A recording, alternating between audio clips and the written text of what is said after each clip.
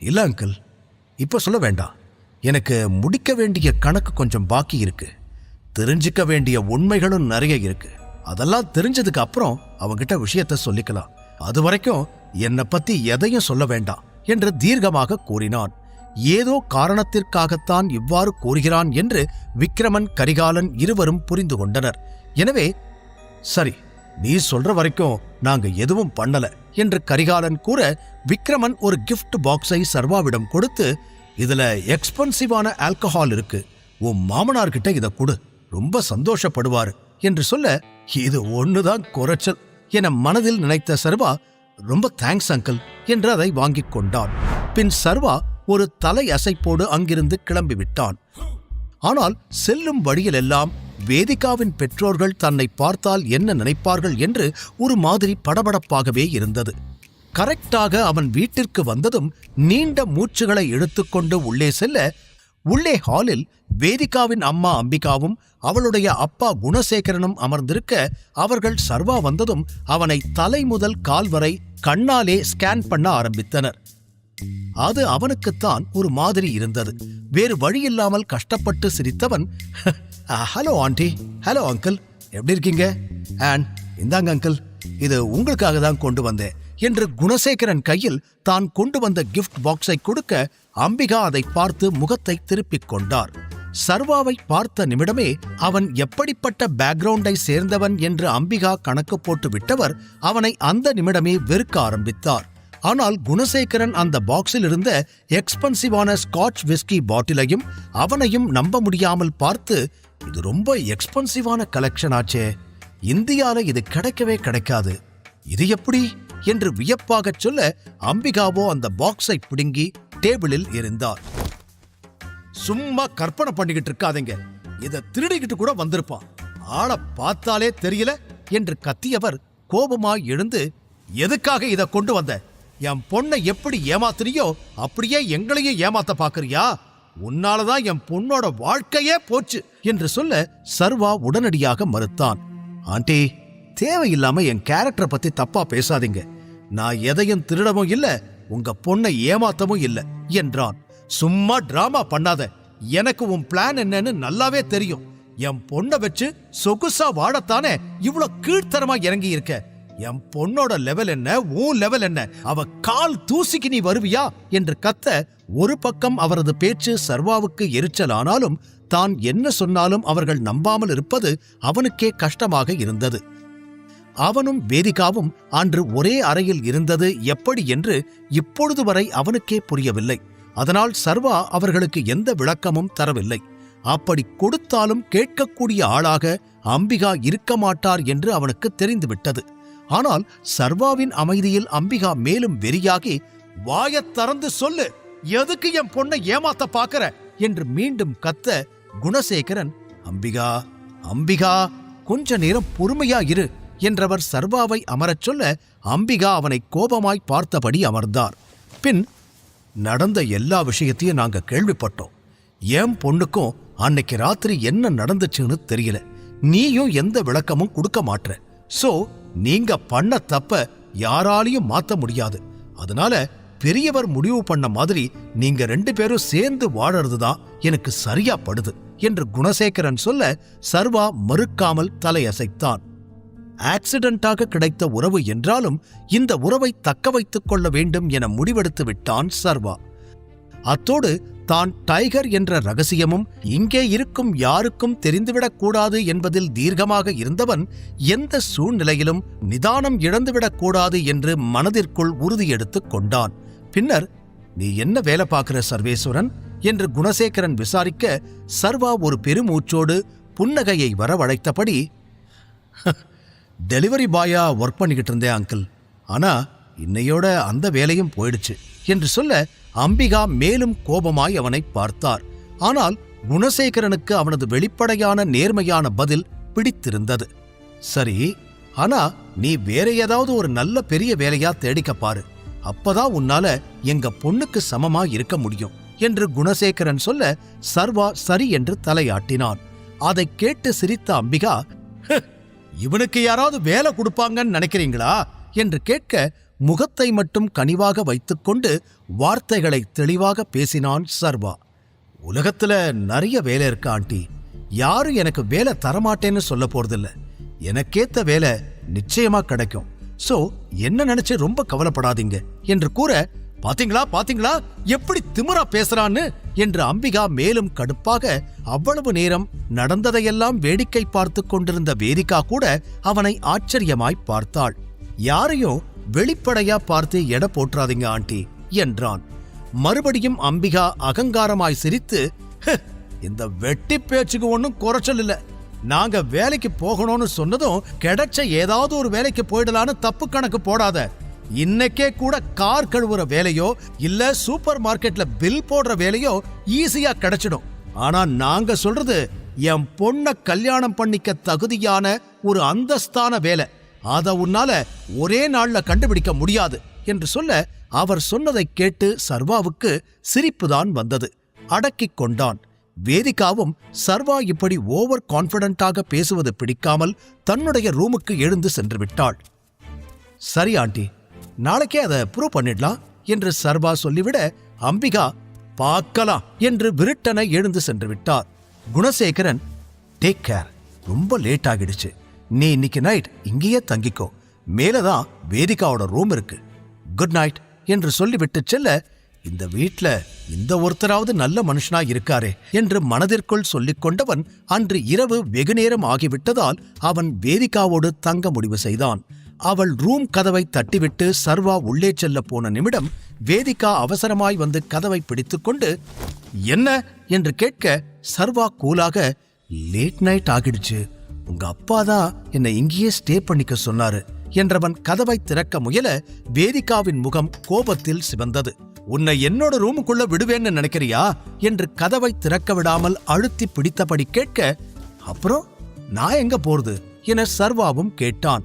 எங்கேயோ போய் தொலை, முதல்ல கதவுல இருந்து கையை எடு, நான் வேகமா தள்ளுனேன்னா உன் கை நசுங்கிடும் என்று வேதிகா சர்வாவை பார்த்து கத்த, அவனோ துளி கூட அசையாமல், எங்க ட்ரை பண்ணி பாரு என்று கூற, வேதிகா கதவை மூட முயற்சி செய்தாள். அவளால் ஒரு இன்ச் கூட அசைக்க முடியவில்லை.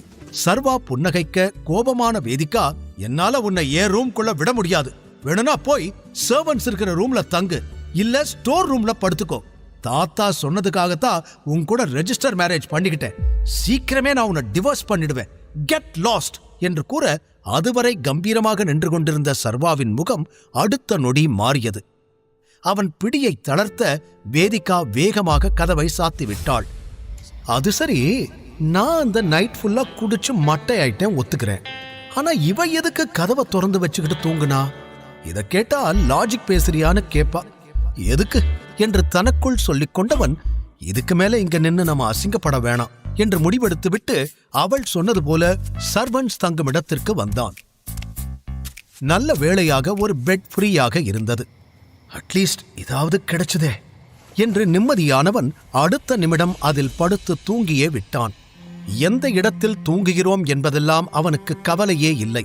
புதிதாக தனக்கு ஒரு குடும்பம் கிடைத்துவிட்டது என்ற எண்ணமே அவனுக்கு பெரும் நிம்மதியை கொடுத்தது. அடுத்த நாள் காலை எழுந்து சீக்கிரமாக ரெடியாகி விக்ரமனின் ஆபீஸுக்கு வந்த சர்வா முதலில் அங்கு பார்த்தது தீரஜைதான். போயும் இவன் மூஞ்சிலியா முழிக்கணும் என்று சர்வா கடுப்பாக, இவன் எங்க இங்க வந்தான் என்று எரிச்சலோடு அவனை பார்த்தான் தீரஜ். பிறகு செக்யூரிட்டியிடம், அங்க ஒருத்த வாரா அல்ல, அவனை அங்கேயே ஸ்டாப் பண்ணு, உள்ள விடாத, அப்படி விட்டா உன் வேலைதான் போகும் என்று கூறி அனுப்பி வைக்க, அந்த செக்யூரிட்டியும் உள்ளே நுழைய வந்த சர்வாவை உடனே தடுத்து, ஏய், இங்கெல்லாம் வரக்கூடாது, வெளியே போ என்று கோபமாக கூறினான். இது எல்லாம் தீரஜ் ஏற்பாடு என்று புரிந்து கொண்ட சர்வா ஒரு பெருமூச்சுடன், ஹலோ, எதுக்காக இப்ப என்ன வெளியே போக சொல்றீங்க? நான் இங்க விக்ரமன் சாரை பார்க்க வந்திருக்கேன் என்று கூற, செக்யூரிட்டி பதில் சொல்லும் முன், என்ன சர்வா, என்னமோ விக்ரமன் சார் உனக்கு கீழே வேலை பார்க்கிற அசிஸ்டன்ட் மாதிரி திமிரா பேசிக்கிட்டு இருக்க? முதல்ல உன்னோட ஸ்டேட்டஸ் என்னங்கிறத புரிஞ்சுக்கோ. இந்த கம்பெனிக்கே ஓனர் மாதிரி துள்ளக்கூடாது. ஏதோ தங்கச்சி புருஷனா போயிட்டியேன்னு அக்கறையில சொல்றேன். முதல்ல கிளம்பு என்று வேண்டுமென்றே சர்வாவை மட்டம் தட்டும் எண்ணத்தில் கூறினான் தீரஜ். உங்க அக்கறை சக்கரை எல்லாம் எனக்கு ஒன்றும் தேவையில்லை, உங்க வேலையை மட்டும் பாருங்க என்று முகத்தில் அடித்தது போல சொன்ன சர்வா செக்யூரிட்டியிடம், இப்ப நான் உள்ள போகணும், விடுவீங்களா மாட்டீங்களா என்றான் அதே கோபத்தோடு. அதான் விட முடியாதுன்னு சொல்லிட்டேனே என்று தெளிவாக அந்த செக்யூரிட்டி சொன்ன நேரம், நீங்க உள்ள போகலாம் என்று பின்னால் இருந்து ஒரு பெண்ணின் குரல் கேட்டது. சர்வா திரும்பி பார்க்க அவள் செக்யூரிட்டியை முறைத்தாள். வெள்ளை ஷர்ட் மற்றும் கருப்பு ஸ்கர்ட்டில் அவள் மிகவும் அழகாக இருந்தாள்.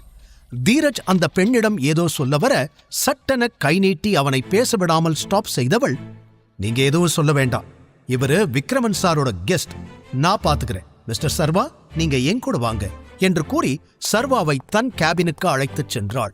பல்பு வாங்கிக் கொண்டு காதில் புகை வந்தபடி நின்றான் தீரஜ். அன்று பார்ட்டியிலும் சரி, இன்று ஆபீஸிலும் சரி, ஒரு சாதாரண டிரைவரின் மகனுக்கு இவ்வளவு மரியாதையை ஏன் விக்ரமன் கொடுக்கிறார் என்று நினைக்கும் போது தீரஜுக்கு வயிறெறிந்தது. இருவரும் சேர்ந்து 2வது மாடியிலிருந்த ஒரு கேபினிற்கு வந்தனர். ஒரு ஃபைலை சர்வாவிடம் அவள் கொடுத்தாள். அதில் 9 விதமான வேலைகளின் பெயர் எழுதியிருந்தது. அதை பார்த்து கொண்டே, உங்க பேர் என்ன என்று கேட்டான் சர்வா. கீர்த்தனா என்று ஒரே வார்த்தையில் கூறினாள் அவள். ஓகே கீர்த்தனா, இதுல சில ஜாப் பக்கத்துல ஸ்டார் போட்டிருக்கே, அப்படின்னா என்ன அர்த்தம் என்று அவன் கேட்க, அதுல எல்லாம் ஆல்ரெடி ஆள் இருக்காங்கன்னு அர்த்தம். ஸ்டார் இல்லாததை மட்டும் நீங்க பாருங்க, அதுல உங்களுக்கு எந்த ரோல் வேணும்னு சொல்லுங்க, நான் ரெடி பண்றேன் என்று பொறுமையாக விளக்கம் சொன்னாள். அப்படியா என்று கேட்டுக்கொண்ட சர்வா அதிலிருந்த மேனேஜர் ரோலை செலக்ட் செய்து கொண்டான். அதை கவனித்துக் கொண்டிருந்த கீர்த்தனாவுக்கு ஆச்சரியமும் அதே நேரம் சர்வா மீது நல்ல அபிப்பிராயமும் வரவில்லை. சர்வா என்ன சொல்றானோ அதை ப்ராப்பரா பண்ணி கொடுக்கணும் என்று அவளது பாஸ் விக்ரமன் ஏற்கனவே ஆர்டர் போட்டிருக்க கீர்த்தனாவிற்கு வேறு வழி இல்லை. ஓகே, இந்த ரோல்லையே உங்களுக்கு ஃபிக்ஸ் பண்ணிடுறேன், உங்களோட பர்சனல் டீடைல்ஸ் எல்லாம் எனக்கு வேணும், நீங்க நாளையிலிருந்து ஜாயின் பண்ணிக்கலாம் என்று அடுத்தடுத்த வேலைகளை பார்க்க ஆரம்பித்தவள் சர்வாவின் டீடைல்ஸ் அனைத்தையும் நோட் செய்து கொண்டாள். பிறகு அங்கிருந்து வெளியே வந்த சர்வாவின் மனதிற்குள் பல எண்ணங்கள் ஓடிக்கொண்டிருந்தது. இந்த கம்பெனியே அவனுக்கு சொந்தமானதுதான், அதை முழுதாக எடுத்துக்கொள்ளும் விருப்பமும் அவனுக்கு இருந்தது. ஆனால் ராணா மற்றும் அவனது மகன் சூர்யாவின் முகத்திரையை கிழிக்கும் வரையிலாவது தன் ஐடென்டிட்டியை மறைத்து வாழ்வது என்று முடிவெடுத்தான். நாளையிலிருந்து ஒரு கம்பெனியில வேலை பார்க்க போறேன். முன்னாடி மாதிரி பழைய ட்ரெஸ் எல்லாம் போட்டுட்டு வர முடியாது. ஃபர்ஸ்ட் புது ட்ரெஸ் வாங்கணும், அப்புறம் இந்த பட்டன் போனையும் மாத்தணும். ஒழுங்காவே வேலை செய்ய மாட்டேங்குது, வேற என்னெல்லாம் பண்ணணும் என்று தனக்குள்ளேயே பேசிக் கொண்டிருந்தவனுக்கு இப்போது வேதிகாவின் பெற்றோர்களை சமாளிக்க இந்த வேலை மிகவும் முக்கியமாக தோன்றியது. தீரஜ் இன்னும் வெளியில்தான் நின்று கொண்டிருந்தான். சர்வா எதற்கு இங்கு வந்தான் என்பதை தெரிந்து கொள்ளாமல் அவனுக்கு மண்டையே வெடித்து விடுவது போல இருந்தது. அவனை கண்டுகொள்ளாமல் கடந்து சென்ற சர்வா நேராக பேங்க் நோக்கி சென்றான். விக்ரமன் அவனுக்கு கொடுத்த செக்கை இப்போது வரை அவன் பணமாக மாற்றவில்லை. அதற்காகவே பேங்கிற்கு வந்து சேர்ந்தான். அங்கு நுழைந்ததுமே முதலில் தென்பட்ட பாஸ்கரை பார்த்ததும் சர்வாவின் மூட் ஸ்பாயில் ஆனது. பாஸ்கர் ஆகாஷின் நண்பன். சர்வாவின் வறுமையை குத்திக்காட்டி ஏதாவது பேசியபடி இருக்கும் ஒரு சீப் கேரக்டர். சர்வாவை பார்த்ததும் பாஸ்கர் நக்கலாய், பாருடா பெரிய பெரிய ஆளெல்லாம் பேங்குக்கு வந்திருக்காங்க என்று சிரிக்க சர்வா அவனை கண்டுகொள்ளாமல் வந்த வேலையில் குறியாக இருந்தான். பாஸ்கரும் பெரிய பணக்காரன் கிடையாது, ஜஸ்ட் அப்பர் மிடில் கிளாஸை சேர்ந்தவன்தான்.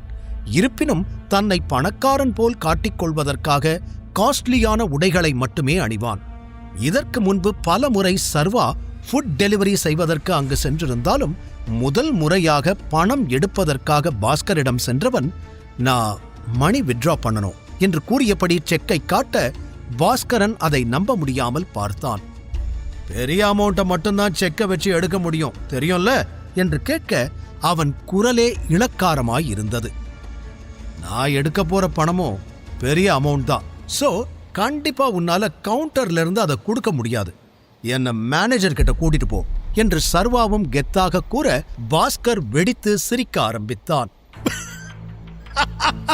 உன்ன மேனேஜர் கிட்ட கூட்டி போய் ஏன் வேலை போறதுக்கா, கொடு, எவ்வளவு பெரிய அமௌண்டா இருந்தாலும் நானே கொடுக்கறேன் என்று சர்வா சுதாரிக்கும் முன்பே அவன் கையில் இருந்த செக்கை பிடுங்கி பார்த்தவன் அதில் எழுதியிருந்த 50 கோடி அமௌண்ட்டை பார்த்து அதிர்ச்சி அடைந்தான். அடுத்த நிமிடம் முகம் மாறி வேகமாக அதை கிழித்து போட்டான். ஏய், என்ன பண்ற என்று சர்வா கோபமாய் கேட்க, பாஸ்கரோ, செக்யூரிட்டி, உடனே இவனை வந்து புடிங்க. ஃபேக் செக் கொண்டு வந்து பேங்கை ஏமாத்த பார்க்கறான். நான் இப்பவே போலீஸ்க்கு கால் பண்றேன் என்று கத்த, சர்வாவோ தன்னை பிடிக்க வந்த செக்யூரிட்டிகளிடமிருந்து திமிரியபடி கிழிந்து கிடந்த செக்கை ஆத்திரமாக பார்த்தான். மரியாதையா என்ன விட சொல்லு என்று சர்வா சீறிக்கொண்டிருந்த பொழுதே திடீரென்று அந்த இடத்தில் பயங்கர ஸ்ட்ராங்கான ஒரு பெர்ஃப்யூம் வாடை அடிக்க, தொடர்ந்து அழுத்தமான காலடி சத்தத்தோடு யாரோ உள்ளே வருவது தெரிந்தது. இங்க என்ன நடக்குது என்று பழக்கப்பட்ட குரல் கேட்டதும் சர்வா திரும்பி பார்க்க, அங்கு கேங்ஸ்டர் கரிகாலன் தான் நின்று கொண்டிருந்தார். சர்வாவுக்கு பிரச்சனை என்றதும் அவர் டோட்டலாய் மாறிப்போக, பாஸ்கர் பதட்டமாய், சாரி சார், இந்த சிச்சுவேஷன் நீங்க பார்க்க வேண்டியதா போயிருச்சு. இவன் ஒரு ஃப்ராடு சார், அதனாலதான் பிடிச்சு வச்சிருக்கோம் என்று சொல்ல, கரிகாலன் தன் கோபத்தை அடக்கிக் கொண்டு, அவனை விடுங்க என்று சொல்ல, அதுவரை சர்வாவை பிடித்திருந்தவர்கள் கரிகாலனுக்கு பயந்து கையை எடுத்தனர். பாஸ்கர் தயக்கமாய், இல்ல சார், இவனால உங்களுக்கு ஏதாவது பிரச்சனை என்று இழுக்க, கரிகாலன் விட்டால் பாஸ்கரை அடித்துக் கொன்றுவிடும் வெறியில் இருந்தார். முழு கதையையும் கேட்டு மகிழ பாக்கெட் FM ஆப்பை டவுன்லோட் செய்யுங்கள். லிங்க் டிஸ்கிரிப்ஷனில் கொடுக்கப்பட்டுள்ளது.